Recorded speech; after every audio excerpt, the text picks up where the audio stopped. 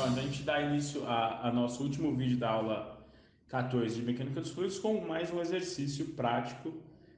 E nessa aula nós vamos falar sobre blocos de ancoragem. Blocos de ancoragem são estruturas de concreto utilizadas para fixar tubulações que estão fazendo mudanças de direção. Então, por exemplo, aqui nós temos uma tubulação que faz 90 graus, né? Ela vem e sai por aqui, dessa região, ou tubulações que fazem outros tipos de mudança de direção. Esses blocos servem para fixar essas tubulações e não permitir que elas se desloquem por conta dos esforços que acontecem na mudança de direção.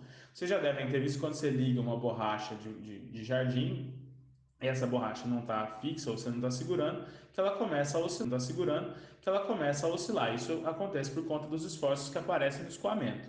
Então, para evitar esse tipo de movimento, se utiliza blocos de ancoragem. Nós vamos calcular o bloco de ancoragem para uma tubulação que faz uma curva de 90 graus.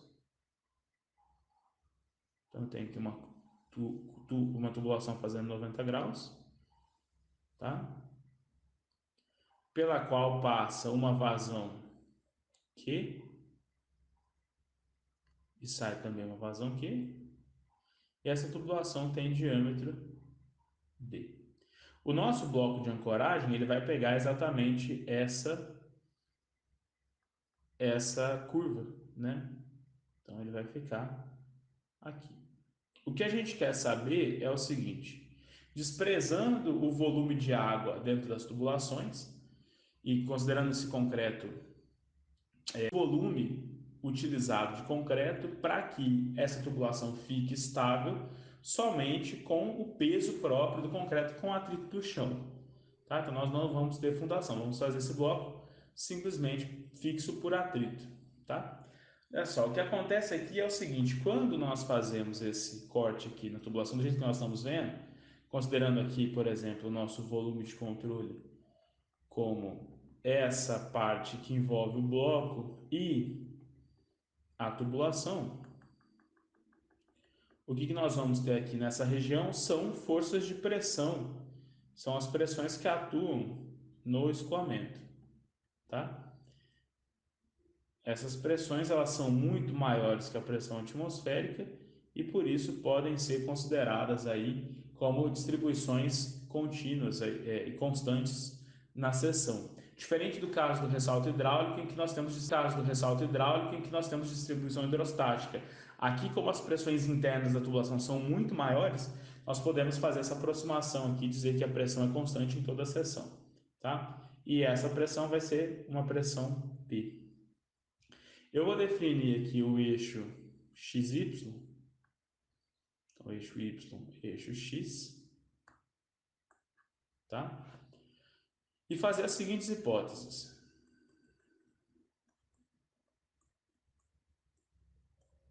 Escoamento permanente e uniforme na seção. Eu vou fazer a hipótese do fluido incompressível, tá? Sob essas hipóteses, que a gente já sabe que a somatória de forças é igual a ρ, que multiplica só V vezes A, né? Aqui vamos analisar na direção X quais forças atuam no sistema, aqui no meu volume de controle. Eu tenho a força do bloco, vamos considerar aqui FBX, então FBX na direção positiva, menos P vezes A. Na direção Y, eu tenho FBY, então FBY mais P vezes A.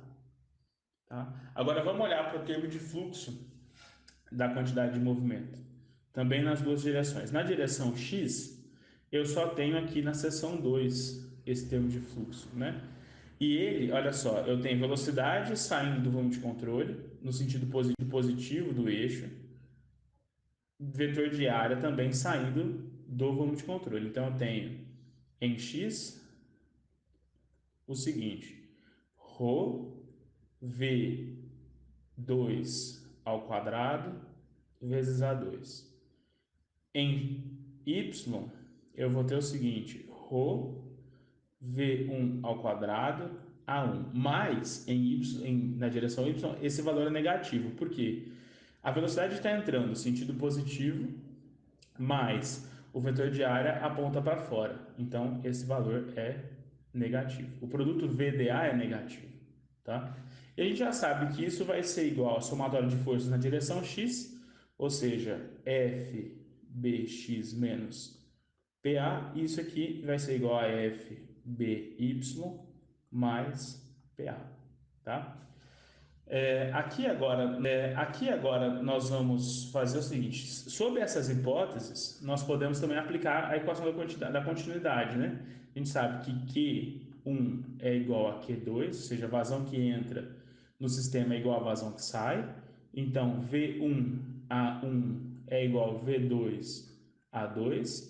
E como a área dos tubos são iguais, da entrada e saída são iguais, eu sei que as velocidades também são iguais. Então, eu posso dizer que Q é igual a V vezes A, que é igual a V1A1 e igual a V2A2. Tá? Então, esse termo aqui eu posso escrever de maneira diferente. Posso escrever como ρ, V, Q. Tá bem? Então, vamos lá. Olha, eu tenho ρ, V, Q mais PA igual a F Bx e menos ρ VQ menos PA igual a FBY. Significa que FBY está na direção contrária, né? Então a gente tem, na verdade, FBY nessa direção aqui, na direção negativa do eixo, tá? Então a força resultante, eu vou voltar naquele desenho só para a gente marcar ela aqui. Ela é FBY mais FBX, né? Então ela tá. Essa é a minha força resultante aqui, ó. E ela vai ser igual, a força resultante vai ser igual a raiz quadrada de FBX ao quadrado mais FBY ao quadrado. Isso aqui vai ser igual, eu deixo para vocês fazerem, mas isso vai ser igual a raiz quadrada de 2 vezes ρ QV ao quadrado mais PA ao quadrado. Tá? E a força resultante, ela tem que ser igual ao atrito do bloco com a força de atrito do bloco com o solo. Então isso vai ser igual ao peso do bloco, gama, né, peso específico do bloco vezes volume do bloco de concreto, tá? Aqui eu vou pôr concreto para a gente não confundir, volume do bloco de concreto vezes o coeficiente de atrito. Então eu posso escrever que o volume do bloco de concreto vai ser igual a gama vezes mi. Não, aqui é o contrário, né? O volume do bloco de concreto vai ser igual a raiz quadrada de 2 vezes ρ que v ao quadrado mais p vezes a ao quadrado sobre gama mi. Então, esse é o volume do bloco de concreto. Vejam só, quanto maior o peso específico, menor precisa ser o volume. Quanto maior o atrito, menor o volume. Quanto maior a vazão, maior o volume. Quanto maior a pressão, maior esse volume. Tá bem? Então, aqui a gente encerra esse conteúdo de equação da quantidade de movimento. Na próxima aula nós vamos falar um pouco sobre as variações de energia dentro dos volumes de controle. Então, até a próxima.